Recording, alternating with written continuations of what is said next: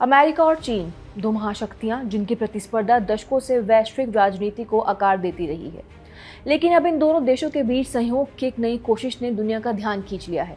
Busan में हुई Trump Xi मुलाकात के बाद G2 यानी ग्रुप ऑफ टू की अवधारणा फिर से चर्चा में है। कभी कल्पना के स्तर पर मौजूद ये विचार अब वास्तविकता की ओर बढ़ता दिख रहा है और इसके निहितार्थ केवल अमेरिका और चीन तक सीमित नहीं, बल्कि भारत समेत पूरे वैश्विक संतुलन पर गहरा असर डाल सकते हैं।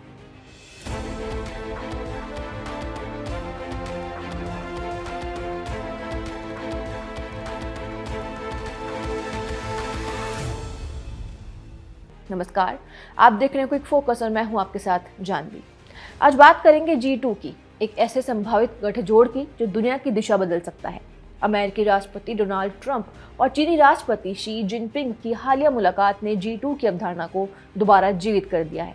लेकिन आखिर ये G2 है क्या और इसके भारत पर क्या असर हो सकते हैं, यही समझेंगे आज के इस वीडियो में। दरअसल G2 यानी ग्रुप ऑफ टू की अवधारणा 2005 में अमेरिकी अर्थशास्त्री सी फ्रेड बर्गस्टन ने दी थी। विचार सरल था। अमेरिका और चीन, दुनिया की दो सबसे बड़ी अर्थव्यवस्थाएं, अगर मिलकर काम करें तो वैश्विक आर्थिक स्थिरता सुनिश्चित की जा सकती है। 2008 के वित्तीय संकट के बाद ये विचार और प्रासंगिक हो गया, जब दुनिया को एहसास हुआ कि वैश्विक चुनौतियों का समाधान अकेले किसी एक देश से संभव नहीं। अक्टूबर 2025 में बुसान में हुई ट्रंप शी बैठक ने इस विचार को नई जान दी।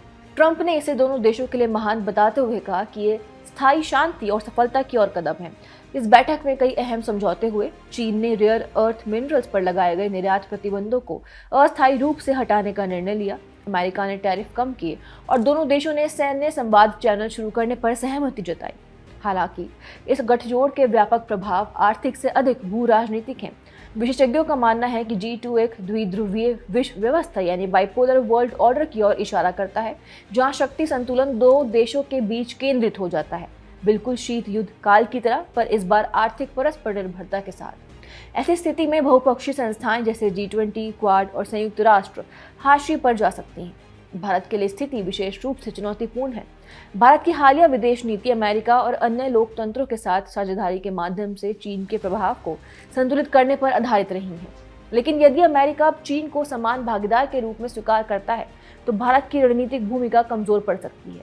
साथ ही अमेरिकी टैरिफ अब भारत पर चीन से भी अधिक है, जो दोनों देशों के आर्थिक रिश्तों की जटिलता को दिखाता है।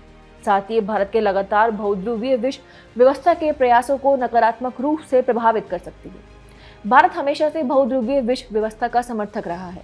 फिर भी ये भारत के लिए केवल चुनौती नहीं बल्कि अवसर भी है। भारत अपनी रणनीतिक स्वायत्तता को मजबूत कर सकता है। G20, ब्रिक्स और IPEF जैसे मंचों पर सक्रिय भूमिका निभा सकता है और ग्लोबल साउथ की आवाज के रूप में उभर सकता है। बहुसंरेखण की नीति यानी मल्टी अलाइनमेंट अब भारत के लिए पहले से कहीं अधिक प्रासंगिक हो गई है। G2 का पुनरुत्थान 21वीं सदी के विश्व व्यवस्था में एक नए अध्याय की शुरुआत हो सकता है। लेकिन भारत के लिए समय है अपने हितों को सर्वोपरि रखते हुए स्वतंत्र और संतुलित विदेश नीति को बनाए रखने का, क्योंकि बदलते वैश्विक समीकरणों में वही देश टिके रहते हैं जो हर स्थिति में अपने रणनीतिक संतुलन को साथ पाते हैं। आज के क्विक फोकस में इतना ही। जल्द मिलेंगे एक नए मुद्दे के साथ। तब तक के लिए देखते रहिए विजन IAS।